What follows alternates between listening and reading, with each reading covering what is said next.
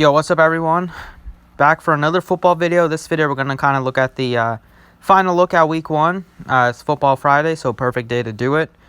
We don't have as much question marks as we did early in the week when I posted my video. Like last Friday, so a lot's changed, especially with the Zeke Elliott news, and now that we know he's playing, and there's some other things that went down. The depth charts are kind of finalized now, so besides a couple injuries here or there, we kind of know who's starting in week one, and so why not look at it? This video, in my first video that I made, I just kind of gave you guys 6 plays, and this one I want to talk about. I'm going to give you my top 5 plays at the quarterback position: quarterback, running back, wide receiver, and tight end, as well as the core. The core is kind of the same. I haven't really changed it. If you missed the other video, it was Cousins with Barkley, Cook, Adam Thielen, Tyler Boyd, and Delaney Walker. I'm still high on all those. But my top plays at quarterback, if you know me, I like to pay down at quarterback just because I would rather pay up at receiver. We have a lot of quarterbacks that are in this cheap range, like 6,000 range, 6,000, a little cheaper than 6,000, that have some of the highest totals on the slate. They have a ton of upside, so I always like spending down a little bit at quarterback and paying up for some other positions. So I don't mind if you want to pay up for Mahomes. I mean, you can't pay up for Luck anymore, unfortunately. But Winston, you can pay up for him if you want. But my top quarterbacks are going to be down here in this sub 6,000 or just a little bit above 6,000 range. I am very high still on Kirk Cousins. I love Kirk Cousins. I love Carson Wentz. The Eagles are playing at home. They have such a high total. One of the highest totals on the slate. Wentz is healthy. He just has a ton of weapons to throw the ball to. It should be an incredible season for Carson Wentz and for this Eagles offense.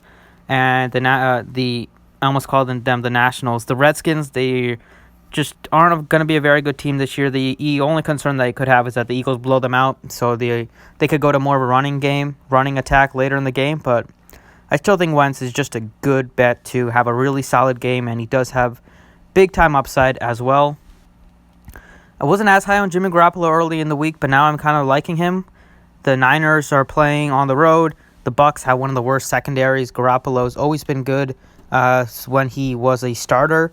He wasn't great in preseason, but he looked good in his last couple of preseason games. Early on, he was just terrible. First 2 preseason games. But his last couple, he was good. And we know Garoppolo doesn't have a ton of weapons to throw to, but a Garoppolo George Kittle stack can look pretty appealing. You also have Dante Pettis, so it's not like they have no weapons. And the Bucs defense is just that bad. They should give up a ton of runs, a ton of points in this one. Still in baseball mode, if you can't tell, but still give up a ton of points. And Jimmy Garoppolo is pretty cheap at 58. I still love Kirk Cousins. Just everything looks really good here, playing at home against the Falcons. He was really good at home in the Dome last season. He definitely has some upside. Early in the season, he had huge monster games, and they just throw the ball a lot. The Vikings love to pass the ball. It went down a little bit as the season progressed, but I think they'll probably go back to it against this kind of game script. It should be high scoring, fast paced, both quarterbacks going at it. I love Cousins at that 55 price. Josh Allen as well for GPP, so that's 4 quarterbacks that I like. Allen just has so much upside just because he can run for a touchdown or 2. And if he gets over 100 rushing yards, that's just automatic. You get the bonus points for that. You get points for touchdown passes. If he can somehow get like almost 300 yards passing and running, probably not this year, but in the future, that would be amazing. And he's still very cheap at 56. So, guys, I'm really high on our Garoppolo, Wentz, Josh Allen, Kirk Cousins. And those are right here down in this cheap range. And then if I was going to pay up for a quarterback, that probably would be Jameis Winston at 6,600. That would be my 5th. But I'm not really that high on paying up for him. I love these 4 guys that are right here. I feel like they all are in really good spots, especially Kirk Cousins, Carson Wentz, and Garoppolo. They're my top 3. Moving on to the running back.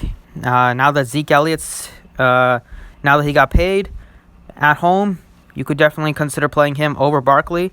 I'll still just go with Barkley just because he doesn't have as much weapons on his team as the Cowboys do with Amari Cooper. It's going to be Barkley's show on the ground and probably through the air as well. But both of those guys I don't mind paying up for. Not really interested in Gurley that much.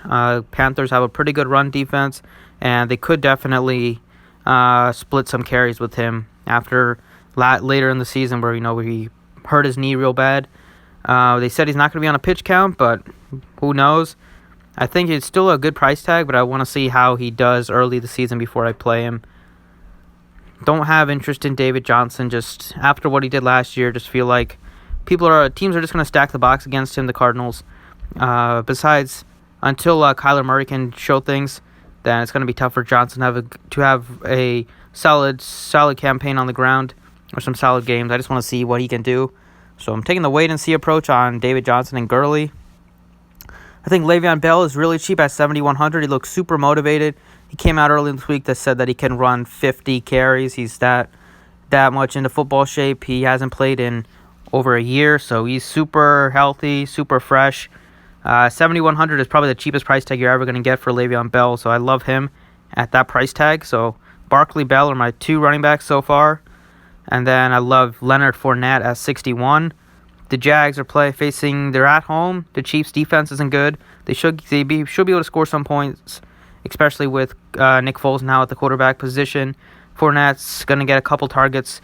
Not a huge pass-catching back, but he can definitely get a couple. He's going to be the guy in the goal line situations, and we know he has some upside. He had a pretty good offseason. Wasn't great in preseason, but I think 6,100 is really cheap given the matchup, so I love him. As well as Dalvin Cook is still probably my top cheap play. Just too cheap at 6,000. I don't know why he's that cheap. They should be able to run the ball against the Falcons, especially if Stephon Diggs misses the game. That's going to increase the workload for guys like Dalvin Cook and make Adam Thielen even more of a better play than he already is. Already probably one of my favorite plays given his price tag. But same thing goes for Dalvin Cook at 6,000. Just way too cheap. I like Chris Carson as my last running back that I'm interested in, 5,700. We know the Seahawks love to ground and pound. They had the fewest pass attempts last season and were the leading most attempts on the ground. That shouldn't really change here. You can run all over this Bengals defense. They have nobody in the interior that is going to be able to stop guys like Chris Carson. And there was reports that said, the offensive coordinator said that he wants Carson to catch 50 passes this year. And last season, he wasn't much of a pass-catching back at all. Only had 22 catches. So that would be a huge prospect for his fantasy if he's able to catch passes. And it looks like they're going to try to push for that this season. So at 5,700, you're getting a guy that's going to be good chance to be like a 3-down back, considering that they want him to catch passes out of the backfield as well. So it just opens up a lot more ceiling from him. So those are the running backs I like. Barkley, Bell, and then Fournette, Cook, and Carson are my top plays. At the wide receiver position, if you're paying up, the fact that Odell Beckham is not much more higher priced than any of the other guys. If you're just paying up for one, I would definitely pay up for Odell Beckham. He's healthy. The Browns offense is going to definitely be able to score some points. They're going to score a ton of points this year. The matchup is not great against the Titans, but they still have a decent total. Beckham is just going to, the first game at home, he's going to be motivated, and he should get peppered with targets in this one. So I love him.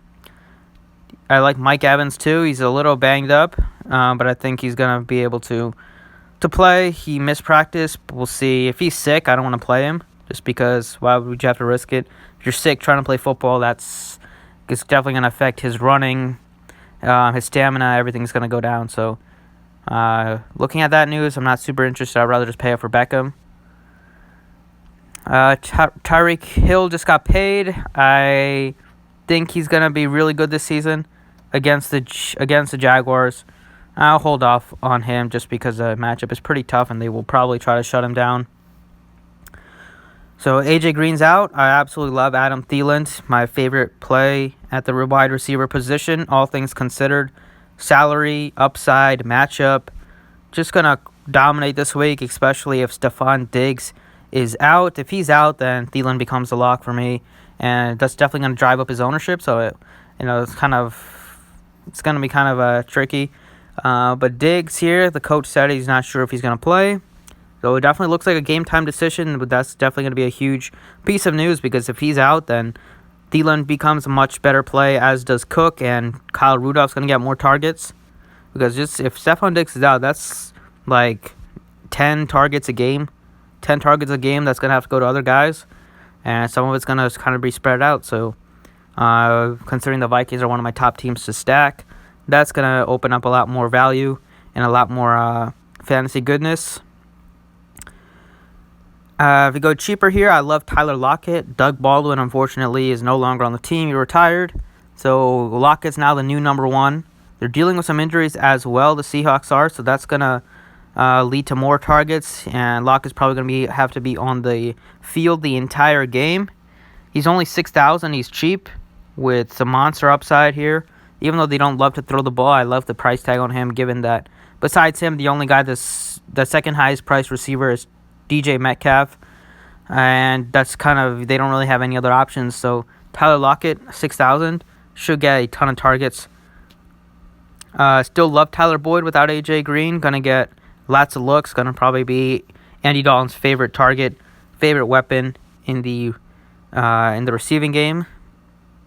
So my top plays probably Beckham with Thielen. That's 2. I love Lockett, Boyd. That's 4. And if you want a cheap play, I like D.D. Westbrook, 4,800. He's cheap, super cheap for a guy that's a number one option, number one wide receiver. Nick Foles loves to kind of focus in on him a lot during the preseason, so that's good. Hopefully that will continue in the regular season. He has 20-point upside. Get that at a 4,800 price tag. A lot to like with D.D. Westbrook this week. And last but not least, let's go into the tight end spot. So at tight end, a couple top plays for me. George Kittle, one of my favorite plays. The fact that he's pretty much the same price tag as Kelsey, just a couple $100 cheaper. I think Kelsey's a great play. Obviously, the matchup is a lot tougher for Kelsey than it is for George Kittle. I like Kittle here. Now that Garoppolo's in there, he's going to look at his way. Kittle is probably going to be his favorite target by far this season. And he has all the makings of having a huge, huge season. If you want to go mid-range, I like Evan Ingram. The Giants are dealing with a lot of injuries at the receiver position and suspensions. With that Odell Beckham gone, Evan Ingram is going to be the top first or second most targeted weapon or receiver out of in the passing attack. Not really a receiver, but a tight end. Eli Manning does like to look his way a lot, and he's going to have to this season with the lack of other options that they have. Hunter Henry missed all last season. He made a couple of appearances in the game against the Patriots. But he had an entire offseason to get healthy. He should be on the field for most of the snaps here. At 3,900, it's one of the cheaper price tags you're going to get for him. Phillip Rivers and Hunter Henry had some solid seasons together before he got hurt. So I think it's a good chance that Hunter Henry has a really good game at 3,900, and the Colts are definitely vulnerable against tight ends.